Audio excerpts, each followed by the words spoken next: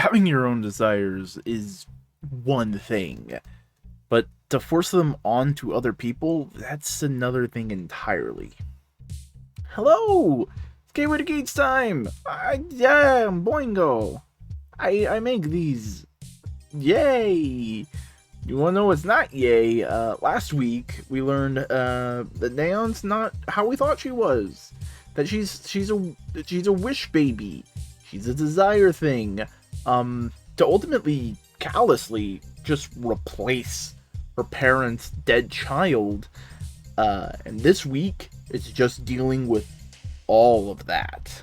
Just all of it. And we also have another sponsor going through their parasocial arc with Kyun. Kyun is kind of just like looking into Neon, just all of the history and all the stuff, just to figure out, get down to the truth, figure out what's going on. And he talks to Neon's dad, and Neon's dad basically explains like his whole wackadoo bullshit, where basically like he could have brought back his dead daughter, but he was already broken by her dying. That he was like, I'm just gonna make a brand new daughter to just do what I want. No giving a shit. And he just didn't. And just like, bleh. And like, you can tell he feels a little guilty about that with how he's been treating Neon, but he doesn't want to like take actual responsibility. But yeah, he basically says, yeah, my heart was way too gone. And then Ace just comes in and just like puts the lesson for the character on a silver platter and goes like, here you go. That you shouldn't, the other people's emotional struggles are not just for your entertainment, that they are emotional struggles and you kind of should empathize and sympathize with them. And hey, if you have the chance, you should help someone if they are in need, that kind of thing. Kyun is basically putting his own emotional baggage onto his view of Neon, and knowing she needs help, but he's unsure of what he can do. He does head over to help Neon fight and basically go like, hey, I have a hard time talking, and I shouldn't have been doing that. Like, I shouldn't have been putting this emotional stress on you. I shouldn't have been expecting it out of you. And he basically was like, all right, you know what? I'm here to support you. You're going through emotional shit. Let me help you. That kind of thing. And that's the biggest thing he could have done for her, which was just give her some simple support. It's like, you're going through shit. Let me help you. Which I think a lot of people just like appreciate, like, even if it's just listening, you know? That kind of thing. But like, we see a lot more examples of people placing their desires onto other people, and just like that whole cycle with, we have the Desire Grand Prix and the Samuri, if basically going like, hey, you can't help the person you've basically become a friend with. You can only observe. That's your job.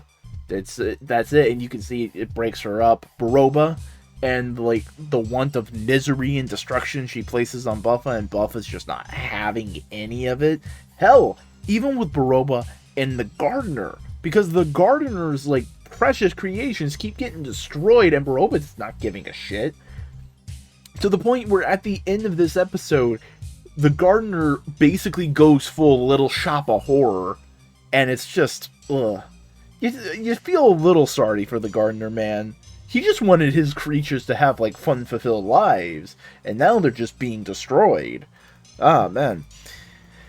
And worst of all is how Neon truly gets treated in all this. She's just completely shell-shocked from the reveal last week, and she finally heads home, first time in a long, long time. She sees her mother, and she goes like, hey, fucking touch the core. And the mom regains her memories, remembers everything that happened, and she starts freaking out and yelling at Neon, saying, you're not my daughter. And Neon is heartbroken, and there's just one little line of her just going like, I hoped beyond hope, I hoped that it wasn't true. And it's just like, you can hear the heartbreak. It's just great. So she finally just runs away. You know, the thing she does, the thing she did originally, what seemed to be to run away from too much love. Now she's running away in an understanding of like there was possibly no love there to begin with. And even then, the mom's heartbroken. She's like, yo, what? She's trying to process all of this, and she's going like, okay. But she's just devastated. She's walking out of there. And then the next day, she's abducted and put into the fight. And she tries, but she gets beat down. But that's when Kyun comes in and finally goes like, hey, here's some support. You know, that thing you're desperately needing right now. And with that, she's able to just completely turn the tide and beat down the bad guy she was having trouble with. But we end the episode with her kind of like walking out, and we don't know where she'll end up. We don't know what's gonna happen with her. And yeah. But we do get one more bit of placing desire onto another person.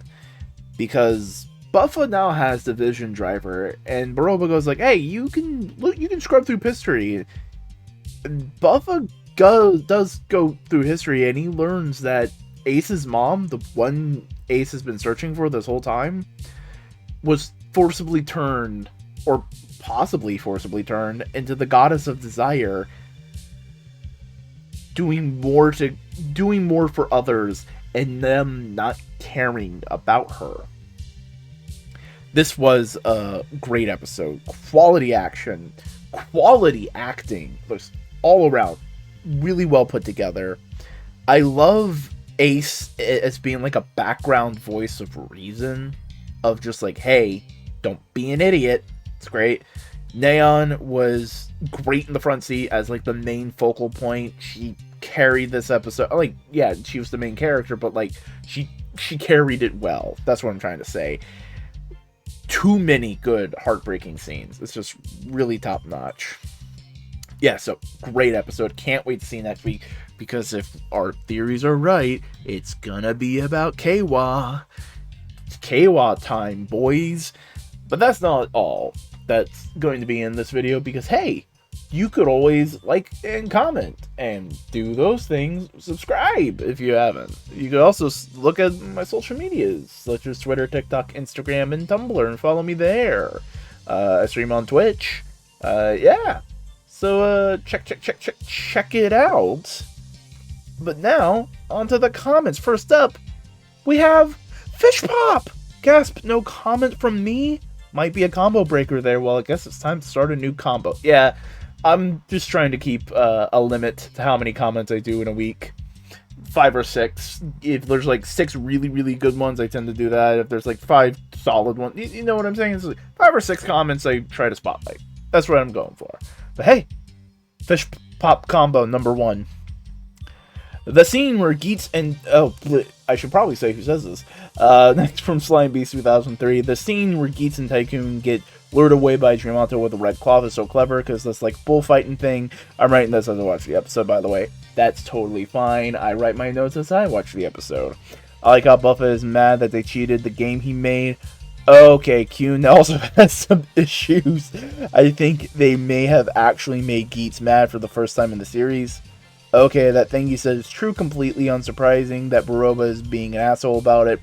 Anyway, Geats was wild this week. It is, if this is disorganized, I am sorry about it's mostly brain soup and not coherent thought. Hey, that's fine. Brain soup is not the end of the world. Yeah, bullfighting, Bull's using bullfighting, that's interesting. I wonder, because he is kind of Minotaur as well, if they'll ever do a labyrinth. That could be interesting. And yeah, Buffa being mad at all the cheating is definitely just kind of like showing, like, he is still like a defender, like he's justice focused. He's not just destruction and death incarnate. He's like, no, I want to destroy the institutions that like led to my friend's death, and you being a cheating asshole is not accomplishing that. And it's like, okay, it's very interesting that way. And there was another thing I thought, you know, Oh yeah, no, Kyun. I made a joke on Tumblr of like, Kyun is more awkward than Rivers Cuomo during Pinkerton. That says something. That says something. Next up, from Toa Nui. So this ended up being a darker episode. That being said, I really like that Ace was clearly enraged by the emotional manipulation and started supplying a righteous beatdown because of it, which kind of reminds me of Kuga's righteous beatdown, which I loved. Also, with the death, part of me can't help but wonder if she was killed because her dad refused to pay the ransom, the kidnappers were going to kill her anyway, or, crackpot theory, the DGP interfered and gave the dad a reason to become a sponsor. On a different and lighter note, I've recently been rewatching Geats with my mom, and after getting caught up to episode 28, she brought up an interesting question related to the DGP and Ace's past lives. If they were called Kamen Riders and the DGP took place all the way back in 1 AD, did they ride horses, or was the DGP lazy and just had riders going around on motorcycles before they were invented? Ace getting fucking angry was great. Like, that to me is the real Ace. Like, oh, the cool, calm, and collected. Yeah, no, this is experience. The righteous fury, you hurt my friend. That's Ace. That's Ace. If the DGP is involved in it, that's really fucked up. That's just like a fucked up thing. But considering just how much the show is also playing with like fate and destiny and like making your own stuff and doing all that kind of thing, I wouldn't be surprised if it was just like complete happenstance, just like a random thing that happened. Like the people didn't even want the killers. It's like a gun accidentally went off kind of thing, you know? And like there could be a moment later on of the dad like going up to the producer going like, you killed her, like you just needed my money, and he's like, no, that was an accident, we had nothing to do with it, what the hell are you talking about? Like, it's just like, it is just fate, it's just occurrence, it's just random things that happen in the universe. And I think it kind of goes by the Ghost Rider rule that it doesn't matter if it's a motorcycle, you just have to ride it. Because we've had Ghost Riders that ride woolly mammoth thigh. Next up from Kongu992. So I can totally see Buffa betraying Baroba at this point. His alliance with her was an alliance of convenience that has very quickly started becoming inconvenient. Between the constant failing of her plans, plus her messing with his plans, Buffa seems to be a very moral person that wants to do things by the rules. I can see Buffa deciding to abandon Baroba, for example, making a deal with Niram to return the Vision Driver and return of the wish being granted. Based on the preview, it seems like Geats is going to call Buffa out. I think the Baroba story arc is going to end with her alone and powerless after the actions alienate all her allies. I can see Buffa turning on her, as well as Archmetal, considering how Baroba views Yamato as no differently than DGP does. As for Daichi, I actually think he'll be a causality of Keiwa and Kekera's story arc. I think that Baroba will target Keiwa next, and in order to get him to go, we'll go after Sarah. This'll get, I'm sorry, I'm reading small text. This'll get Keiwa right pissed off, and I think it'll kill Daichi in anger. This will lead Kekera to learning that Kamen Riders don't need to be perfect and can make mistakes and stuff. Just my thoughts anyway. Sorry if a bit rambly. Hey, it's perfectly fine. This is rambly. You're in Boingo comment territory. It's perfectly fine to be 100% incoherent and rambly. Yeah.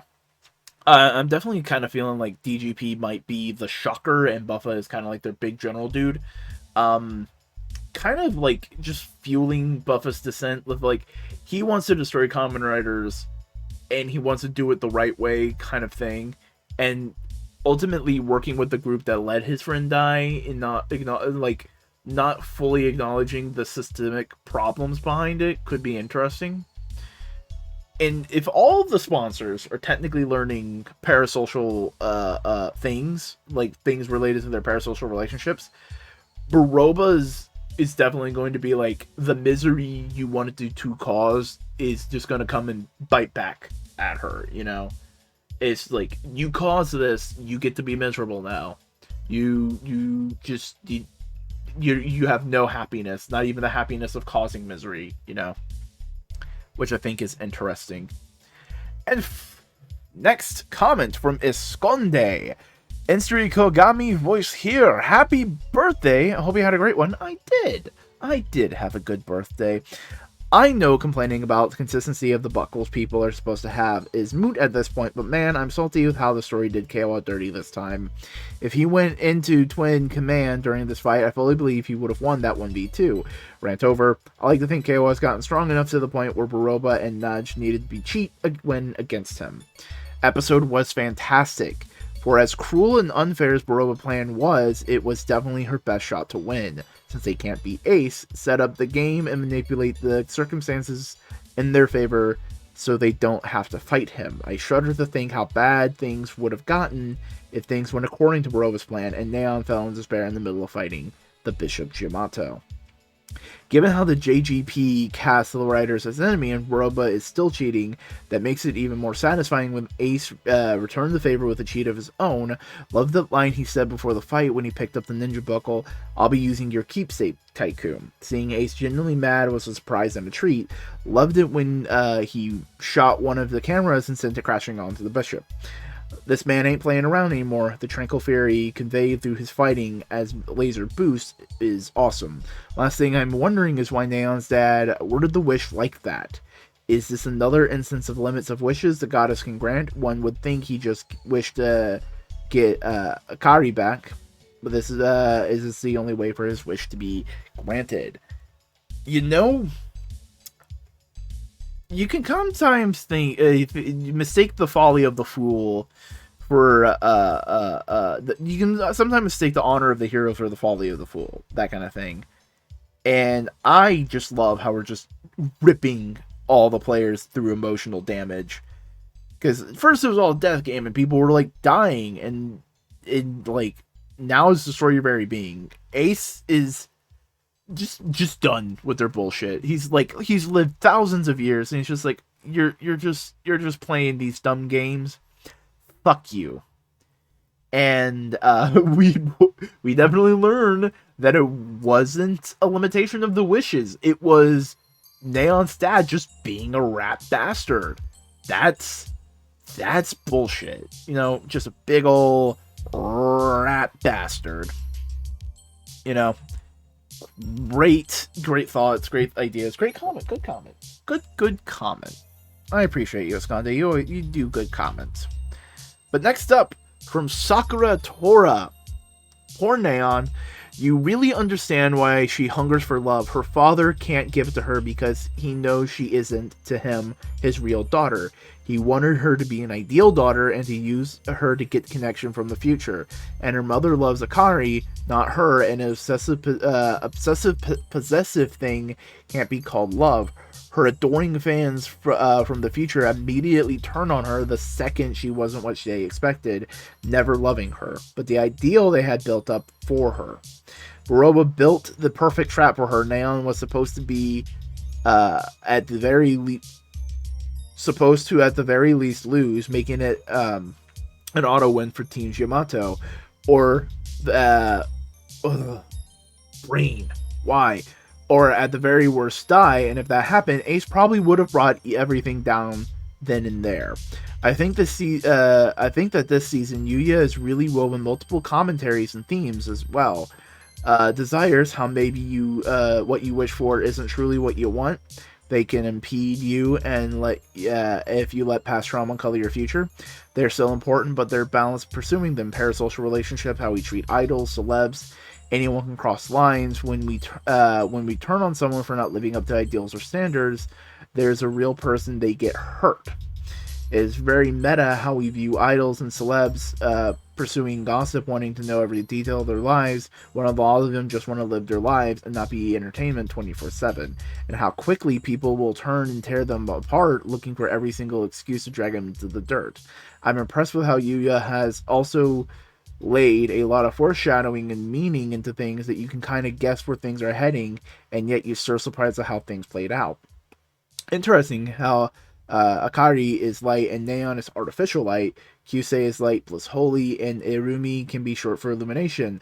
Not to mention Neon's name is made of accental shrine plus sound, so it kind of sounds like So it's like sound from the grave.